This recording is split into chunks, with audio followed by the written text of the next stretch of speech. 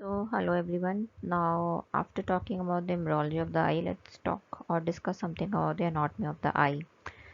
So, just wait for a second. I'll take the laser pointer.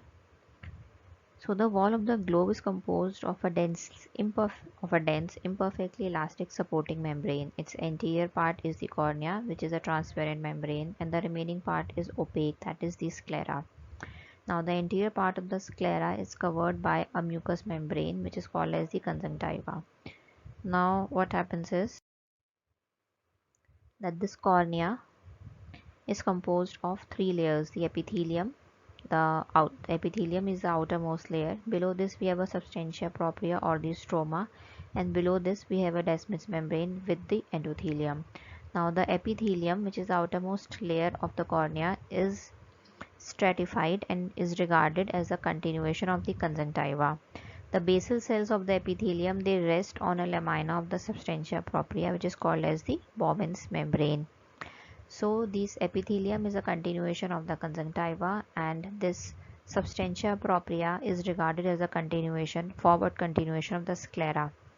The stroma or the substantia propria, it forms in 90% of the total corneal thickness. Uh, One more thing is that the transparency of the cornea is related to the regularity of the stromal component. So what happens is that there's a lattice in which the corneal fibers are arranged in a regular framework, and their interfibrillary spacing, that the space between the two fibers of the cornea is less than the wavelength of the light. So this results in the destructive interference of the scattered rays, hence giving us a clear vision. Below this is the Descemet's membrane, which is a thin elastic membrane which is covered on the posterior surface by endothelium. And the main function of Descemet's membrane and the endothelium is controlling of the stromal hydration by the removal of the electrolytes. So as the electrolytes are removed, the water flows passively outward. Now the junction where the cornea and the sclera meet, that is called as the limbus. So this is the limbus where the cornea and the sclera meet. This is the limbus. And the cornea, it is a very richly supplied with nerve fibers, which is derived from the trigeminal nerve or the fifth nerve, and it has no blood vessels except for the minute arcades which extend at about 1 mm into the cornea. If there is a vascularization of the cornea, one should always look for a pathology. So lining the sclera, so this the backward part is the sclera. So this lining the sclera are two structures, the highly vascular or the black part, which is the uveal tract, and the retina. The retina is, what is retina? It is the visual nerve endings which are concerned with the reception and the transformation of the light stimuli. Now the uveal tract, it consists of three parts, right? The two posterior, the part that is the choroid, right? And this is the ciliary body. This is the choroid, the backward part, this anterior part, this is the ciliary body, and this hanging part, this black hanging part, this is the iris. The space between this black hanging part, this is the diaphragm, this is known as the pupil, right? And behind the iris, with supported by the zonules and the hanging and the structure which is hanging is, this is the, what is this? This is the crystalline lens. Now what is this anterior chamber? This thing is the anterior chamber, right?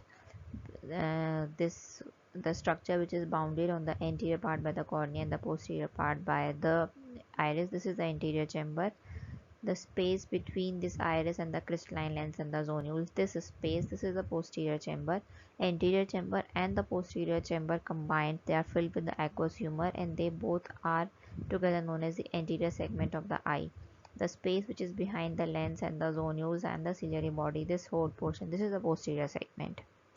So the anterior chamber is filled with a fluid which is the aqueous humor.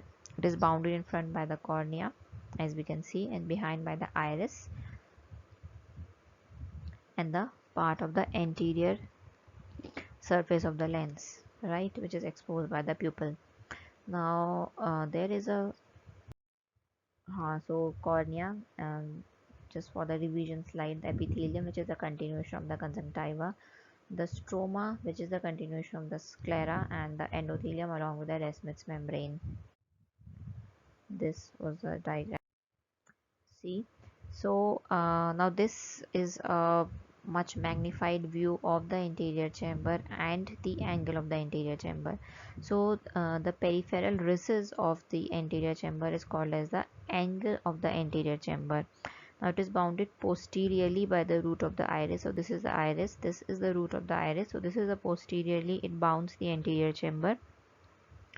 Anteriorly it is bounded by the cornea, and here we have the ciliary body. So we have the ciliary body and the iris posteriorly, and we have the cornea and the sclera anteriorly, and surrounding the eye, or the surrounding the angle of the anterior chamber, is a venous sinus, which is called as the canal of Schlemm. This is the canal of Schlemm, this thing, right?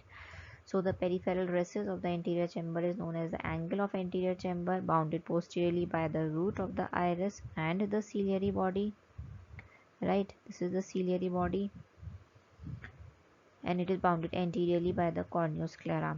Now in the inner layer of the sclera, at this part, there is a circular venous sinus, which is talked about, is known as the canal of Schlemm, which is very important for the drainage of the aqueous humor.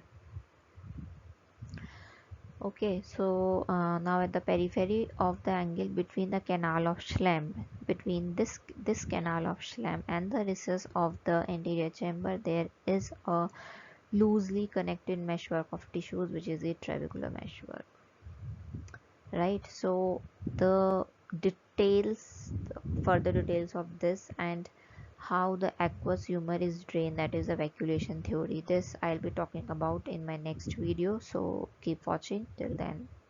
Bye bye.